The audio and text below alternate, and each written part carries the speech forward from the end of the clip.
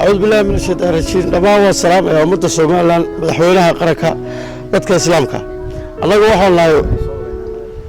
dad muwaadin ah oo Soomaaliland ah oo ku nool gobolka Saaxil waxa weeye magaalada Berbera nimanka sooyaal ee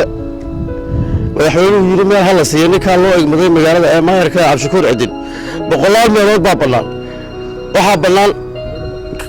mixin baa banaan 150 meelood baa banaan oo cid binaadin la geyn karaya sooyaal markii meel laga qaaday ayaga ubad iyo laga maxsuuqin laakiin meeshan xiraabooda waa meesha ujeedada laga leeyahay miisaaniyada qaranka miisaaniyada dawladda oo markii la ansixinay la raaciyay go'aanka kuma wada dhama